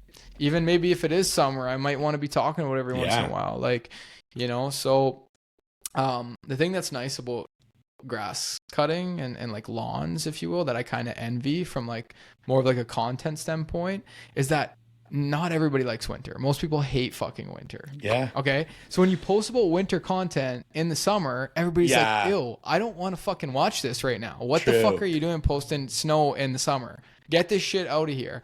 Where it's like you post lawns in the winter of a satisfying lawn getting cut. Everybody's like, I can't wait for fucking, I can't wait for your summer. And they're liking your video. So I kind of, I don't know. That's just making up some bullshit excuse. But like, I really feel that, when I'm putting content out about snow in the middle of summer, I'm like, man, nobody's going to want to see that. But I think the story is interesting. I think there's more context to just, having a snow business, So nice. That's sweet. Yes, sir. Cool. Well, are you a Leafs fan? Yeah, man. We're going deep tonight. In for a battle tonight. So I was just in Toronto this past weekend. I had an amazing time. You've been down in Toronto, Brandon? Yeah. I'm only an hour from Toronto many times. Too many times. I stay away from that city. Let's just leave it at that. Martin, how about you? I was actually there last week. No, get out. Yeah. I was on my way home from Mexico. I had a night layover and stayed with a few buddies there. Nice, all the way from Nova Scotia. Yeah, let's go. And going back in a few weeks. That's fire. And then we're gonna try to meet up, That's Martin awesome. and I. We haven't seen each other since October of last year, so. Yeah, you guys definitely should. Don't sleep on that. The energy is just different in person. I mean, virtual is sick and all, but it's just different. Right. Mm-hmm. What was I going to say, though, about TO? Oh, yeah. Okay, so I actually I bought playoffs tickets. I went to not the last game that they just played in Boston, the game before where they absolutely shit the bed. They lost 3-1. Horrible to see. I went to go see that game in person. Honestly, like Toronto actually looked like they didn't even know how to play NHL hockey. It was a horrible game. You should listen to you watched that on TV? Yeah, you should listen to the last podcast because I ripped them apart. I was pissed. It was a terrible game. Well, yeah. So, it was the worst hockey I've ever. I don't even watch much hockey. I don't watch much hockey. I can't say I'm a huge NHL fan, but I'm a Canadian, okay? And that's our sport. 100%. You know what I mean? Let's be honest. So when it's playoff time, I'll get a little bit into the weeds. And, of course, Toronto's my team. Toronto feels like second home to me. So absolutely it is. But watching that game and spending that money, I was fucking pissed. I bet. Because that's not cheap. I was pissed. No, man. I was in Upper Bowl, too, and it was like $700 a ticket. That's Upper Bowl. Wild. For a playoff game. And like the seats were dope, don't get me wrong, but like they were nothing crazy. You wanted to be lower bowl, like even like mid lower bowl, you were like 2K. That's crazy. So, I know. Well, Toronto's just got such a fan base, such a starving crowd for people who want to watch the game, and they can make some money there on the tickets. It's not like going to watch a New Jersey game or Florida Panthers. Like it's just different. It's what we're made on, you know. Canadians are made on hockey and beer and cigarettes and all that shit. All the good Leafs are the Dallas Cowboys of football, right? That's the Toronto Maple Leafs. So I love it. Well, what do you got for a score prediction tonight? I think that Toronto, I think it's going to be a 2v2 OT, and then it'll be one or the other who takes it. I think it's going to be a 2-2 OT game, and then Boston's probably going to sweep them. And then that's it. Done. Martin, what do you... They just can't do second round. I know. They just can't. Like, they just don't got it in them. They just, like... Unless Matthews comes out tonight. He's not playing tonight. Marner Matthews is... Yeah, again? That's what I'm saying. So that changes the prediction. You know what? They did good without him last game anyways. Some boys were stepping up. You know who really needs to step up though is Mitch Marner. Like, I don't know what the fuck that guy's doing. He spends more time on the ground than skating. Like, he's just always flopping all over the place like a dead fish. You're preaching to the choir. I can't stand him in the playoffs. He's a good regular season guy, really good player, but he doesn't have it in the playoffs, in my opinion. So I will say, the one goal that Toronto did score at that game I watched was by him. It was nasty. Filthy. It was absolutely filthy. It was a nasty goal. So I'll give him the respect there. But the rest of the game, like I said, he was falling all over the place the entire game. Like, he spent more time on his knees than on skates. I know. I don't know what it is, but prediction. I think it's going to be an OT, another OT game for sure. And then I think they're not going to be able to handle the pressure, and they're going to lose. I don't want that to happen, but like I got no confidence in Toronto. Like, seeing the hockey I seen in person, I'm like, listen, if you guys make it the second round, all the respect, you guys are not Stanley Cup worthy. You just aren't. Like, your team is just, you got the right players, but like, your momentum out there or whatever the fuck you guys got going on, it's not Stanley Cup worthy. So forget about it. Couldn't agree more. I hate to say it. I'm just being fucking. I'm a Leafs fan too, but here. It's so frustrating. Year after year, it's the same bullshit. So, yeah, and they were electric like during the regular season, right? I heard. I didn't watch much, but I heard they were like lightning. Pretty fire. I was excited for the playoffs because I'm like, this team could do some damage. But all right, Martin. What do you think, Martin? I'll stick with my same prediction from last time. They lose 4-1. 4-1 Boston, he said. Yeah. I guess last time too, it worked for them. So holy shit, that's insulting. 4-1. Yeah, you're just a blow. I also don't watch any hockey. I haven't watched the hockey game in. Do you like footy? Yeah, I watch football. Yeah. Yeah, football's sick sport. That's my favorite sport by far. Football and golf, I like a lot. I don't really watch golf, but I like to play it. Same. That's a pretty sick sport. Yeah, no, hockey, I'm just a playoff guy. Same with football, though. I'm a playoff guy for football. The thing I like about football, though, is it's not fucking 7 rounds per, like, per stage or per quarter, or whatever you want to call it. Like, it's just one game. That's all you got. If you don't make it, you're beat. You're beat. Crazy. Yeah. I do, too. Like that. The elimination process is just so much more intense. Like, you're watching the Super Bowl and it's like, boys, like, this ain't the Stanley Cup. You don't got a second chance. You fuck this up, you're finished. Yeah. I think it's sweet. Yeah, it's kind of crazy. It's good. It's sweet as fuck. Yeah, football's ridiculous. I'm going to go 3-2 Leafs win. I think they're going to sneak one out and they're going to go back to Boston, and then it's a toss. And then lose 4-1. There you go. I'm getting a 4-1 right eventually. I have to. So if they win tonight and they win next game, they're in for second round. Who would they be facing, or we don't know that yet? I think they got to play Florida again because they do. Which it's not going to. Panthers is electric. Like, so good. They're such a cool team to watch in the playoffs. Like when I seen them, was it 2 years ago when Toronto made it to the second round? Yeah, right? 2. Yeah, was it last year? Oh yeah, it was last year. Man, Jesus, it was last year too. Yeah, like their goalie, Bobrovsky. What's his name? Bobrovsky. That guy stands on his fucking head. Yeah. Okay, that is an incredible goalie. That guy, he is one of he's one of those guys that can just elevate his game when playoffs come, and only certain guys can do that. He's definitely one of them. Yeah. Yeah, he's an incredible goalie. That whole team was super cool to watch. They got grit and they got good chemistry out there. Good chemistry. Like, I don't know, man. We'll see. Matthews got to come out of the closet. He's got to put his big boy pants on. Marner's got to get on the fucking skates. And they got a bunch of other good players to help out as well. Yeah. Like they do. Like they have an insane team. Like they should be able to push it past second round, but I don't know why they just don't. And the fan base is incredible. Yeah. It's incredible. Like you go watch a Toronto game and I'm like this fan base is incredible to see. Like the pressure's on, boys. It's on. You got to do something. Like everybody's been waiting for fucking 60 years now. Yeah. Like let's go. 1967. Yeah. Yeah, so even longer, right? That's That's good. hilarious. All right, well, we're going to get to everyone's favorite part of the pod. This or that. Didn't tell Steph what we're going to do, but so we got 3 different things, Steph. We just go this or that, and you pick it and give your opinion. So, so we got the first one. Martin and I thought of these today. We got John Deere or Kubota. Tough one right off the... I think we already got that I guess one. we kind of touched on that, but... Okay, wait. So what do you mean? You want me to respond back to you? Yeah, with this like or which? that? Like how do I know which one's this and how do I know which one do one's you that? prefer? Would you go Deere, Kubota? Oh, Kubota. All right, well there it is. Yeah, Kubota takes it for sure. So when you I get started though, you bought everything John Deere first, right? Like all your stuff. No, man. This is what this pisses me off. My first tractor was an MX 5400 Kubota. I realized that wasn't really the correct snow tractor, so I was like, okay, let me do some research.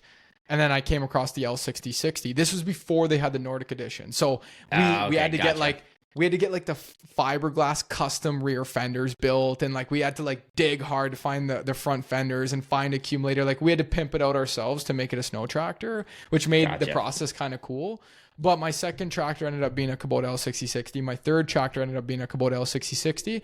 And then I got enlightened from watching some of these other guys on YouTube and some people in the snow industry running all these big Deeres. And I'm like, you know when you're like getting into equipment, you're like, I want bigger, I want more power.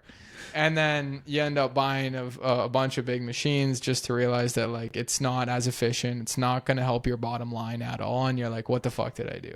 So went from Kubota to John Deere the second year, and I got like 4 John Deeres, three or 4 John Deeres in the fleet. They were great tractors. And then COVID was going on, right? And that was very, very difficult. So when I hopped into the year of going from 500 to 2,000, all I could get my hands on was used John Deere. Like Kubota was months out.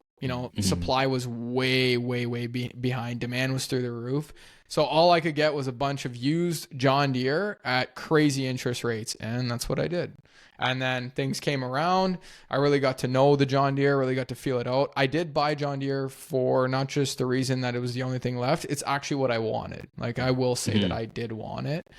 And then spent some time using it, spent a lot of money watching it break, and then went all back to Kubota, and as soon as some more equities paid down, or some more equities built up in the machines and they're paid down a little bit more, I'll definitely get rid of all my John Deeres. So a little bit of time, you'll see an all orange fleet, and I'm excited for that day. Fuck yeah, I'm Kubota. excited too. Yeah, fuck yeah. Yes, sir. Well, we yes, know sir. Martin's answer, but Martin, what do you got?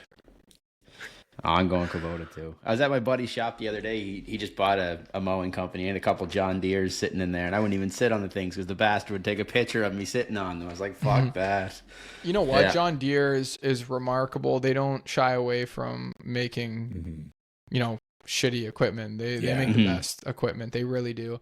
But there comes a point where it's like you're probably paying for brand more than you are with quality on some pieces, because not everything's just made right by them. A lot of shit is probably subcontracted, but by God knows what factory who did it. They throw their branded paint on it and they're able to sell it at, X amount of money. It's like those 4Rs. Like those 4Rs didn't feel like a Deere. Like they don't feel like a Deere. We have bigger Deeres.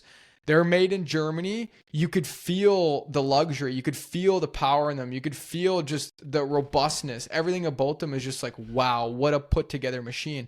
You hop in the 4R and I'm like, this had to have been built in China and then painted. Like it had to.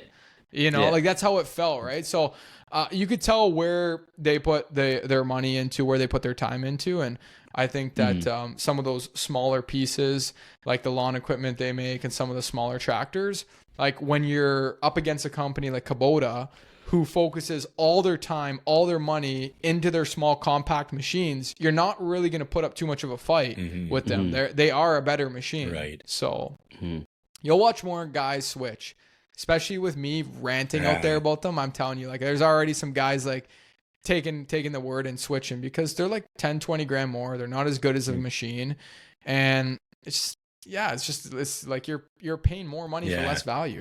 How's that add up? Sense. What kind of businessman are you? Fair enough. No. Right. Not adding up. Huh, okay. No. Well, I'm a Kubota guy too. I grew up on Dad's little BX 2260, I think it was, little tractor. Okay. And now I'm gonna ask you what a machine. Oh my right? gosh! How well did it love hold that up? thing. Yeah, Bulletproof. It was an army tank. That's right. I started when I was like, I had to have been 11 or 12 years old on that thing, and I'm still ripping it all the time. Yeah, so I I had it the other going day, yesterday. On your story, See? Yeah. 20 years later. Kubota's put all their time and money into focusing on the compact units, and they've done well with it. It shows. Now they start falling apart from the 5 Series up. That's where they lose their touch because they're putting more of their time and their money into those small machines, and that's why they're perfected. That's why they're the best. That's why they're the best bang for your buck. The big machines are they're jagged. They're not as nice as a John Deere. Not even close. But you'll pay 30-40% more for a John Deere. So for a snow guy like me, I'm going to still go with Kubota for the big equipment because I only use it for 250 hours, 400 hours a year. So I don't need your Cadillac. Yeah, You know, I don't need it. It just doesn't make sense. And especially if you're growing too, right? And adding, I think you had 17 or 15 machines or something this year? Like 22 this year, Yeah, it so was 30% crazy. on 22 machines. That's a fuckload of money. You know, that's a lot of money to split up, like with the whole entire company though. Get some good people and, you know, split some money up with everybody. It's better decision making from an investment standpoint. Like, you know, some guys I feel like run green because it is maybe better service for them in their area, but I think there's some guys who run green because of pride and they're like, I want to run green because I like John Deere. I like the brand. When it's like, dude, there's opportunity to put way more money on the bottom line to not only grow your company, but feed the guys in your company more. And you could also walk away with a little bit more scratch. So like for me, I could put my ego aside and be like, you know what? Sure. I actually do like John Deere green and yellow. I think it's a nicer looking brand. I think they look sharp, but I'll put my pride aside and say that I look at a Kubota and I just think of dollars and I'm like, oh, I love it. You know, so can't beat that. Well, I love it. Big Orange takes the sweep. No. All right, we got the next sir. one. We got ramp racks versus trailers because we noticed you're adding some ramp racks. Yeah, so I fully equipped 4 trucks with full ramp rack setups. So I'd be ignorant to say that trailers aren't a good setup because I haven't gone balls to the wall with mowing. I haven't done, you know, these crazy projects with cleanups, spring and falls yet and stuff like that. But for what we've done with them so far, my guys said it's the best investment they've ever seen. Like they absolutely love the ramp racks. We've been doing spring cleanups with it. We've been doing gravel displacement with it. And I got all the attachments on them where you could put your trimmer rack attachment there to put your trimmers in or your paddle brooms. Got the spool for the line for the weed whacker. We got the gas can holders, the leaf blower holders, the backpack blowers, the rake shovel holders. We went all out. I got every single attachment you could imagine on the ramp rack. And dude, my guys are in love with them. Nice. Okay. Yep. So I'm going ramp rack, but I'm Stay gonna with stick the ramp rack. ramp Fuck a rack. trailer. I'm going with I think I'm they're going with ramp sick. rack. Yeah. Yeah. So what's your guys' vote?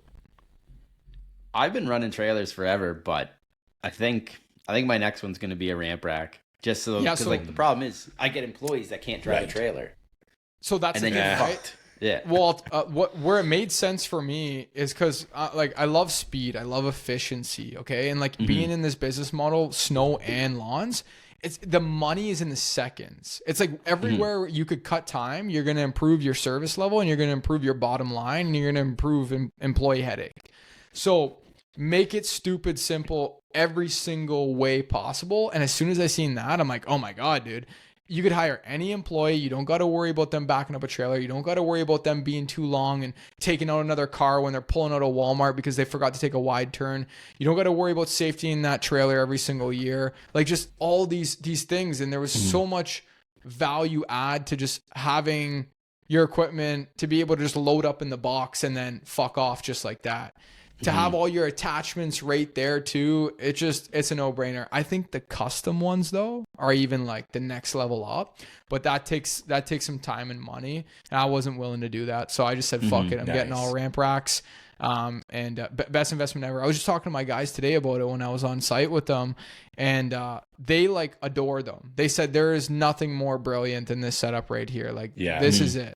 They love them. You put your stand on 36 in the back. You could pack another 36 if you need to. It holds all your tools. You're literally just maximizing your output for a little single cab long box. Like you're that thing's on steroids when you load it up. Are you running them in 3/4 tons or 1 ton or half tons? Half tons, airbag suspension. Okay. Beefed right Gotcha. up. V6, 2-wheel drives. So you get them for a song and a dance.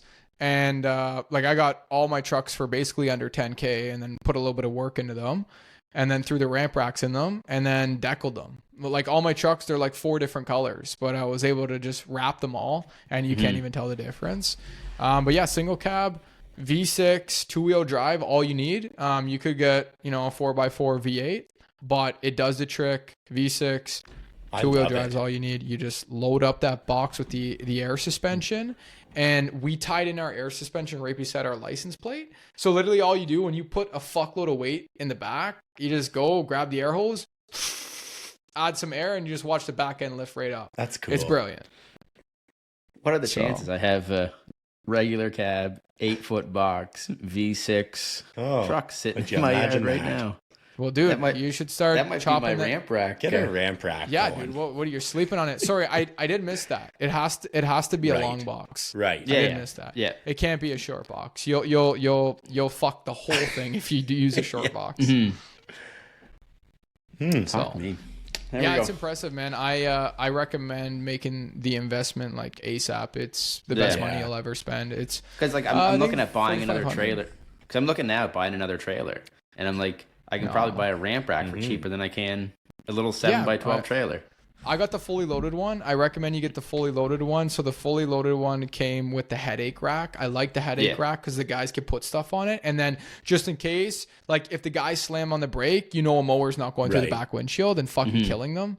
So the headache rack is nice. Make sure you get them. At first, I thought I fucked up. And then I asked my guys, I'm like, hey, is a headache rack the right call? And they're like, man, if you dare to buy one without one, we'll kill you because we use it all the time. I was like, okay, you could like strap stuff down to it, put stuff up there to hold.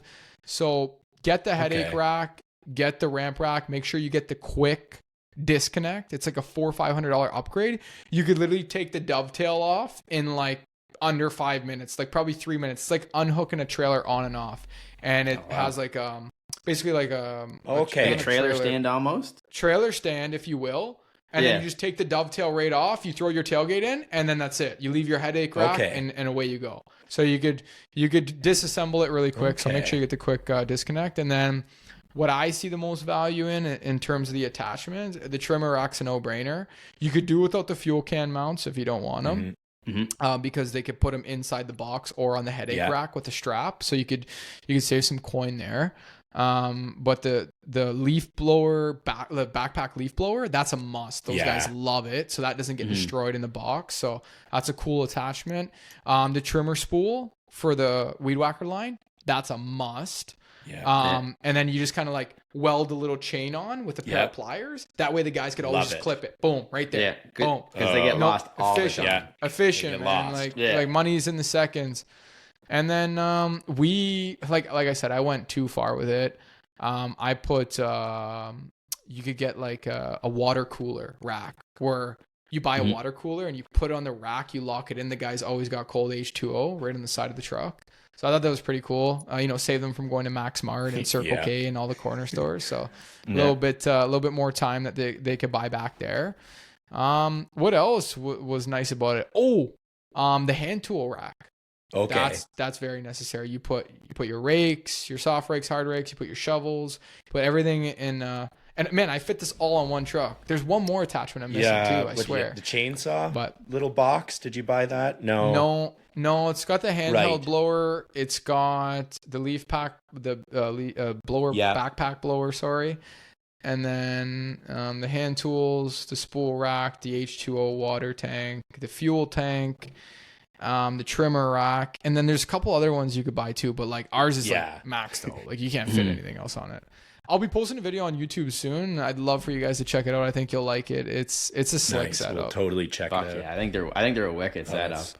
And did you order it right through Ramp Rack, or do you have a dealer? I had to travel to get it. We don't have them here in Sault Saint Marie. Okay. So if you go to ramprack.com, you can just look up the closest dealer that sells it to you, and then you just, drive to them and pick it up.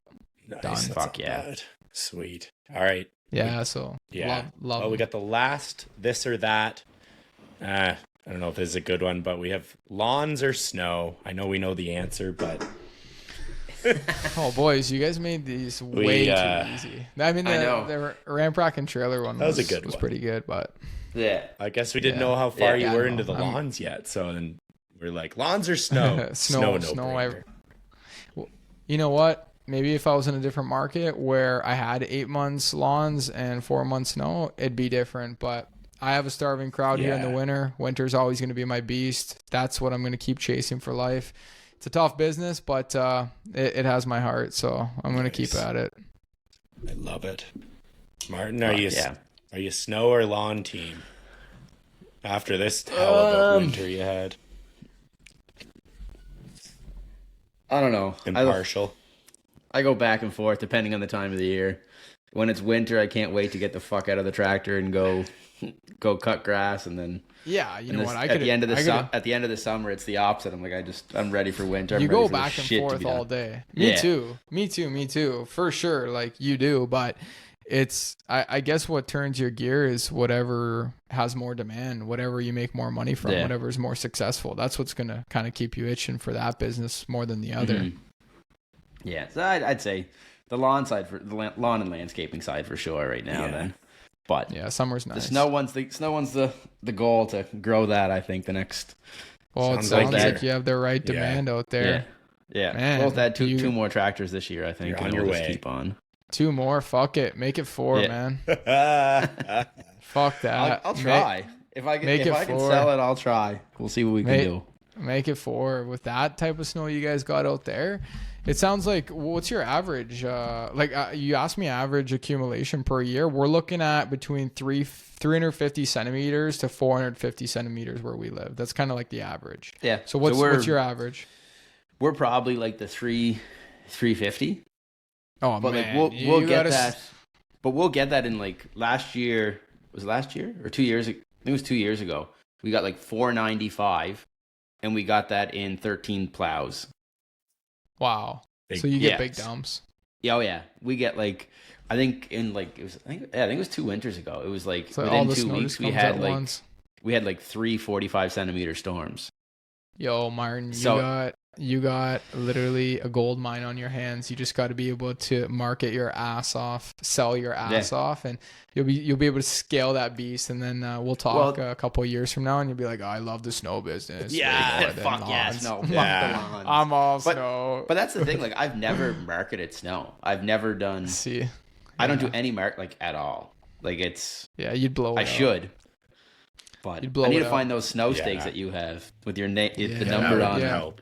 Yeah, I keep that pretty confidential, but I'll tell you for sure. I just don't post about it anywhere online. I wouldn't either. Yeah. No, I don't. I've asked they're a few easy people. to get. They're just like, they're easy to get. Like, I'm not opposed to telling people, but I'm not gonna like free reign market them all over YouTube and Instagram. So like, I could have kids with snowblowers trying to compete out here. No, that's nice. But we'll see. Maybe that would be the goal for this year. Try to get 4. No, it is. It's the goal. It is the goal. Nice. We'll check back in November. Well, Steph, man, do you got a piece of advice for someone? So this is where we're gonna wrap it up. Yeah. Hey, we can keep rolling. Whatever. We're easy. No. That's fine. What are we clocked in at here? An hour and 40. Probably one of the longer ones I've done for sure. I have fun. Oh, we'll do this again. 100 people. If we were doing this over dinner, yes, oof, we want to be hear about the amazing. lawns in a couple months, right? So,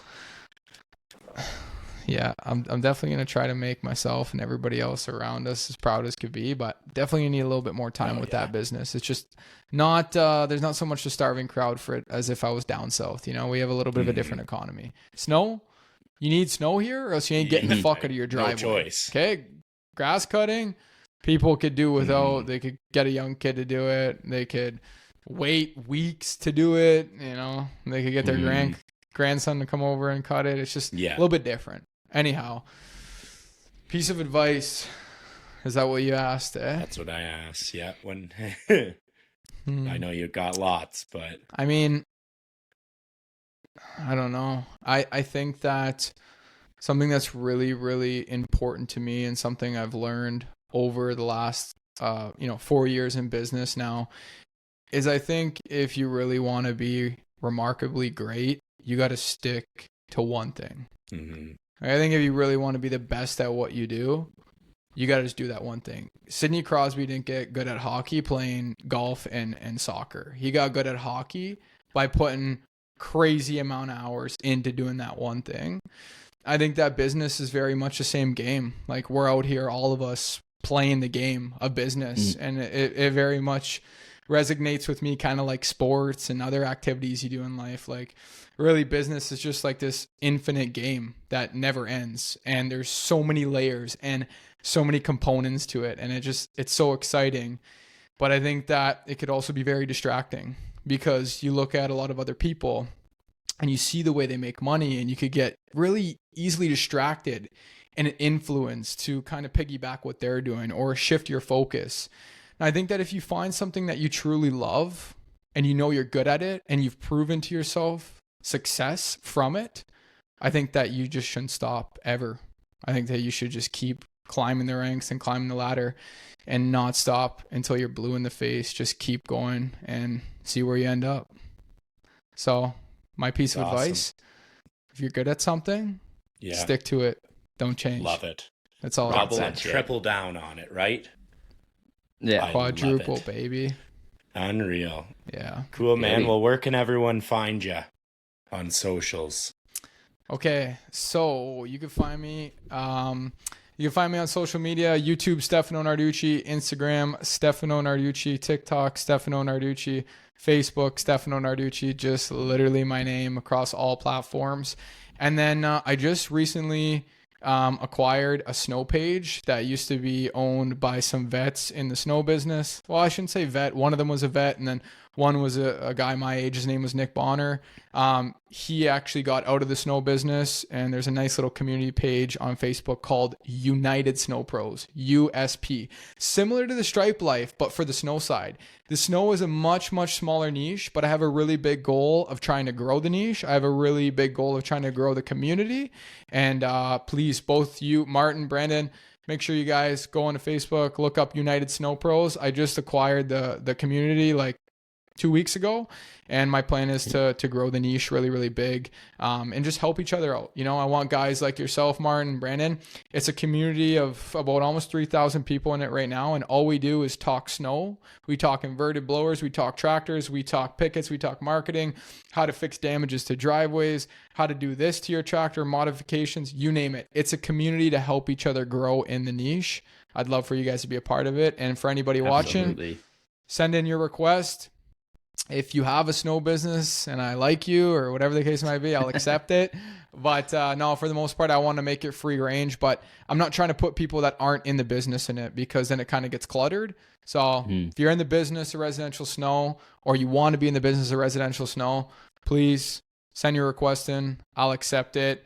You come into the community and we'll show you how to grow this bitch. I love just like that. So yeah, United Snow Pros. That's something new. And then for the business, man, Northern Snow, Northern Lawns. You can look us up on Google. We got some stuff on Instagram, of course, too. You could check out and YouTube and whatnot. We kind of keep it professional in that aspect, but all the personal stuff's on my page. Okay, cool. Awesome, sweet, man.